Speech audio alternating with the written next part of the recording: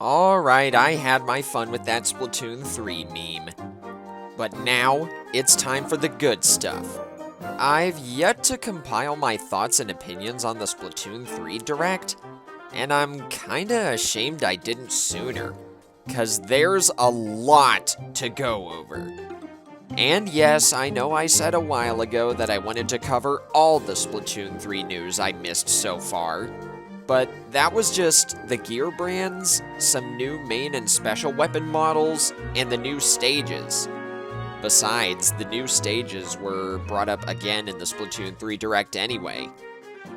For the sake of consistency, I will only go over the brand new information that was shown in the Direct.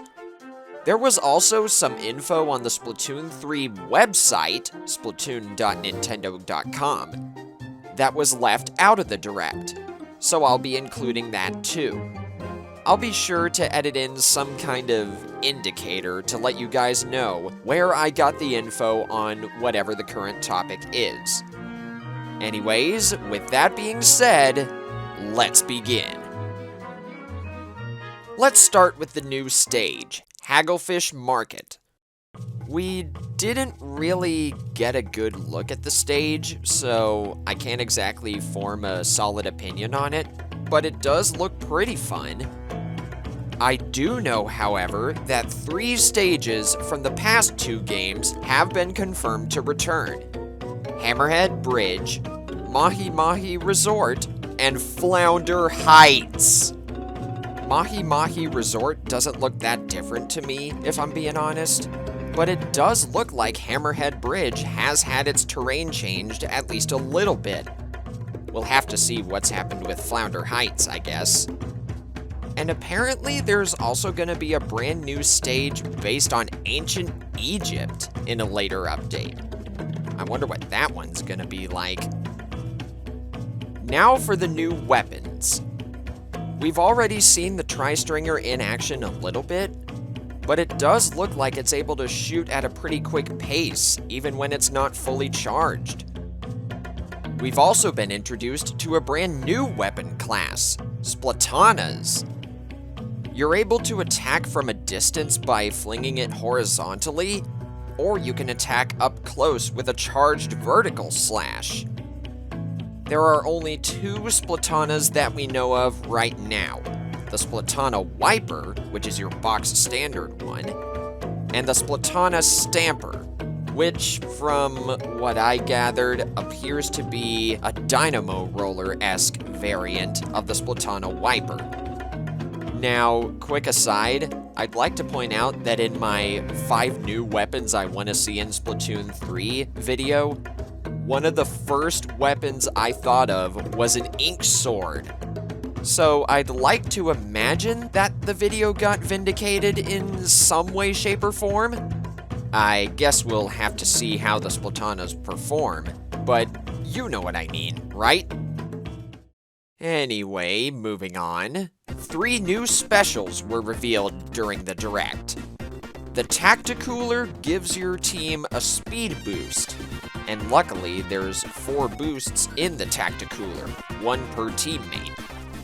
And apparently, according to what the Splatoon Twitter account posted at the time of my recording this commentary, you will respawn faster when you're under the effects of a Tacticooler and you get splatted. So if that is true, then that's huge. The Wave Breaker was the second of the 3 new specials revealed.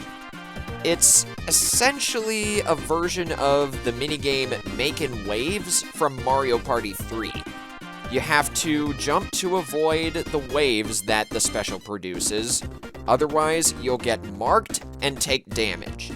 Get hit by the waves too many times and you get splatted. And finally, the 3rd new special is the Reef Slider. I like to think of this as the grounded version of the Splashdown from Splatoon 2. You ride a short distance on top of an inflatable shark, pause for a brief moment, and then unleash a huge ink explosion.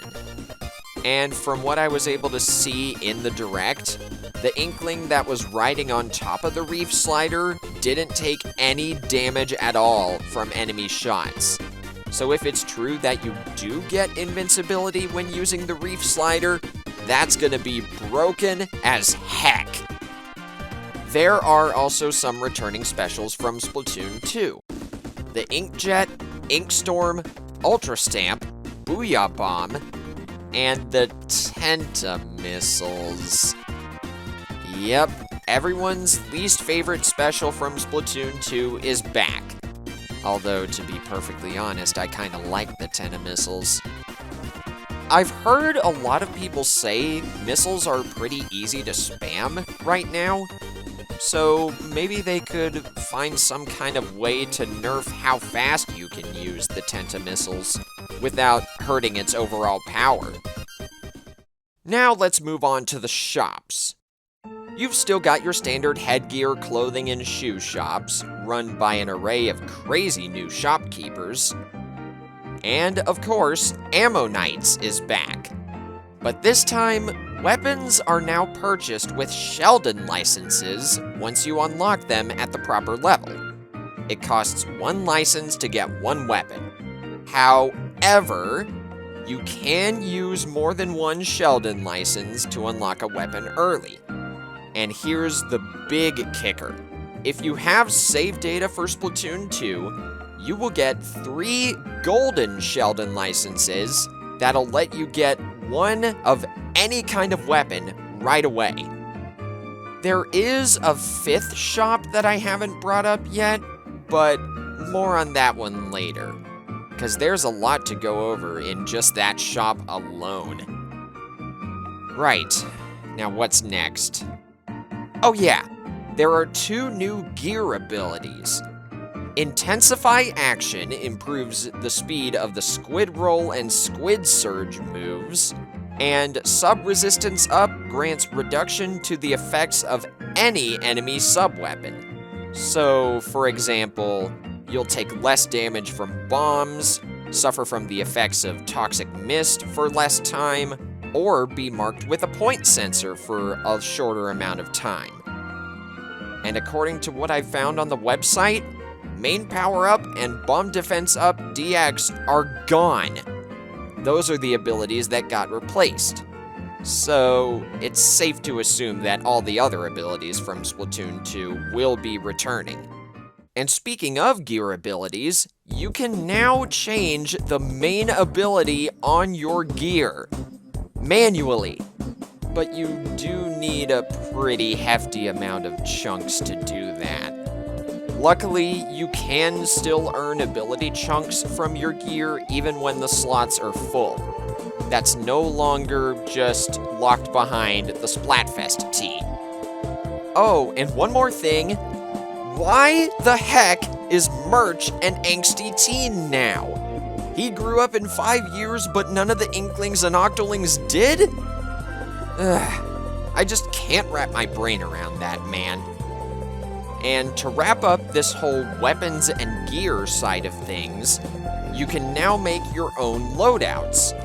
They're officially called Freshest Fits. This is pretty big because you don't have to use an amiibo for it. The lobby has had a massive upgrade in Splatoon 3, and honestly, I think it's for the better. The testing range is much bigger, there appear to be newer training dummies, and you can easily match up with your friends via in-game ghosts. Your friends will appear in the testing range with you when you're all together. There's also a machine in the lobby that allows you to view battle replays and change your username without closing the game. I also noticed an option called Splatfest Region. I have no idea what that's about, but maybe there's a chance you can change your Splatfest region? Now wouldn't that be sick? The ranked battle system has been completely reworked and replaced with Anarchy Battles, a fitting name for the game of chaos. There are 2 different types of Anarchy Battles: Open Battles, which is just classic ranked, and Series Battles, in which you either win 5 matches or lose 3. And just to clarify, Anarchy Battles series can only be accessed by yourself.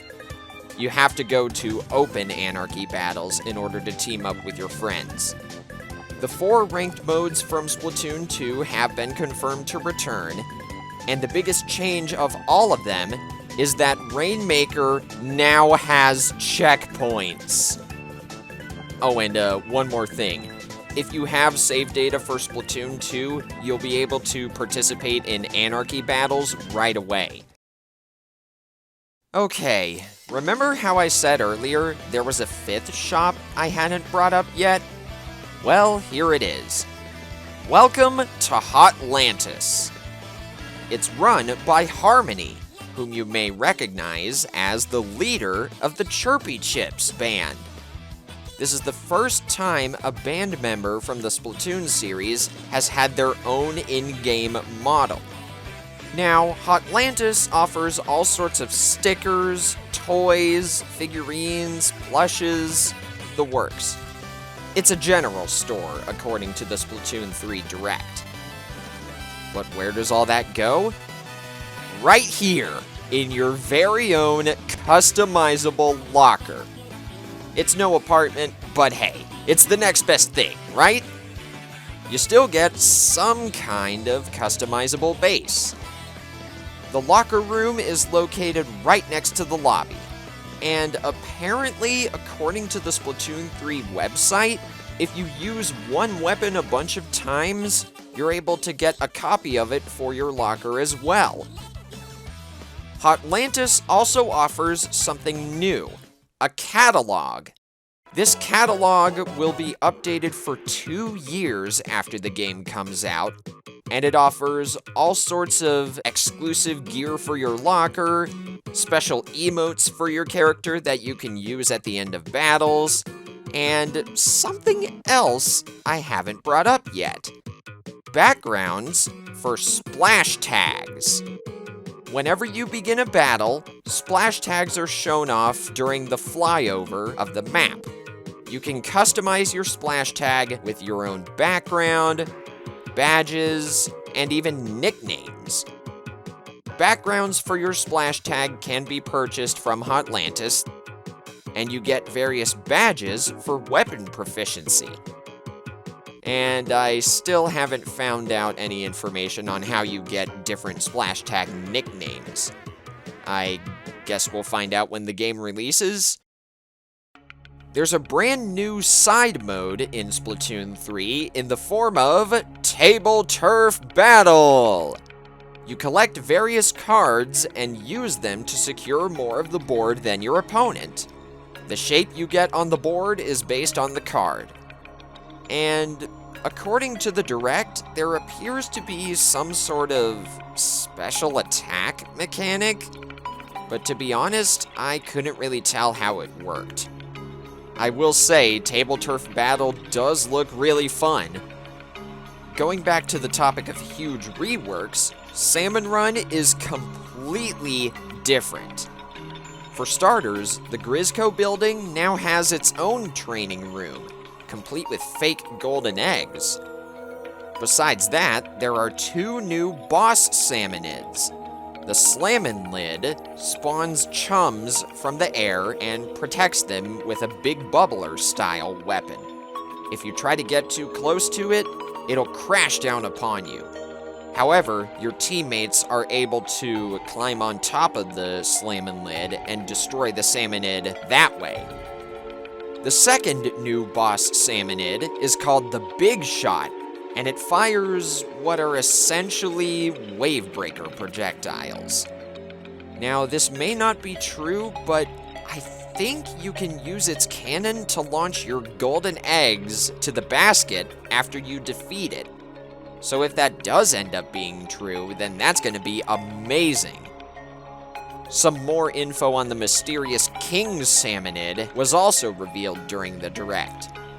It looks like the King's Salmonid starts some sort of raid boss style fight after the final wave of Salmon Run, but only if your entire team is the max Salmon Run rank.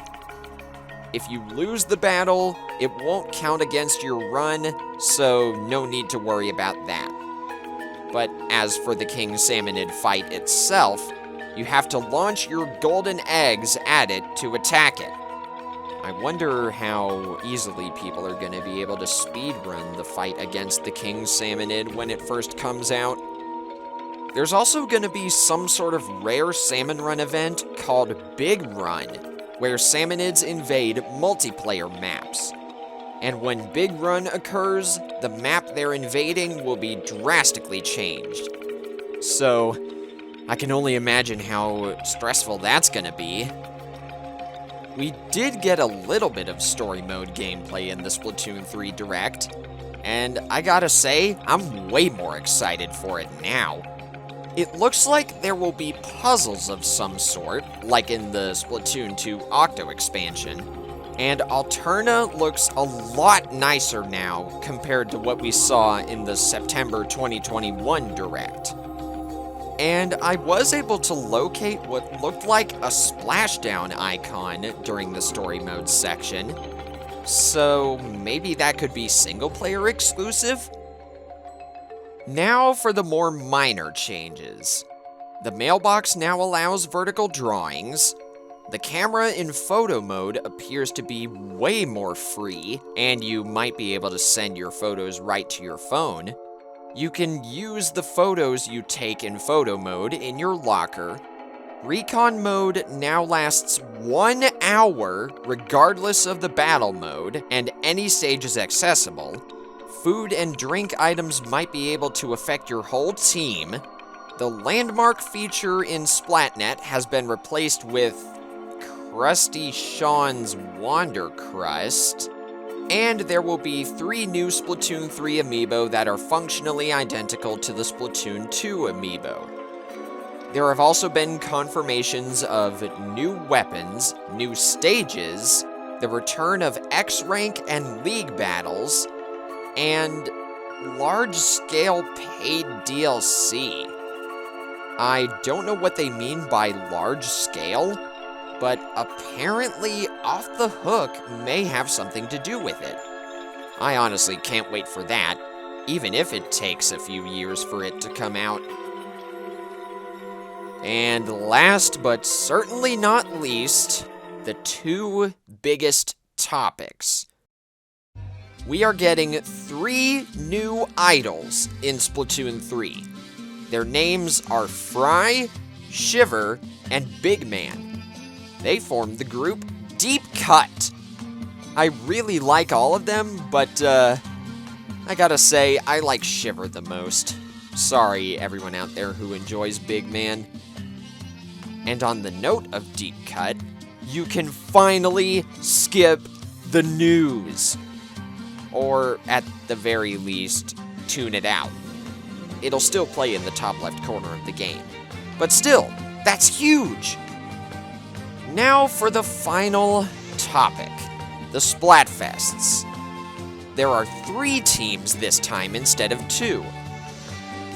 Each Splatfest after launch will be 48 hours, and because of this, the Splatfest system has been completely reworked. From the announcement of the theme to the first day, the Splatfest sneak peek portion begins. During Sneak Peek, you have to earn conch shells in battle to help your team gain an edge before day 1. The first day of Splatfest is just normal stuff. The normal and pro Splatfest battles are both open. You can also earn something called Festival Shells during Splatfest battles. Those increase your chance of getting multiplier battles, which in turn multiply the winning team's points by 10, 100, or the new ultra-rare 333. I can't imagine how awesome that's gonna be, encountering a 333x battle. At the halfway point of the Splatfest, Deep Cut announces who's in first, and thus begins Day 2. And this is where it gets crazy. For the first time in the history of the Splatoon franchise, you are able to participate in Tricolor Turf War. 4 players on the first place Splatfest team square off against 2 from each of the other teams. Each group vies for the Ultra Signal, which controls the Sprinkler of Doom. As cool as the name sounds, it's just more turf control.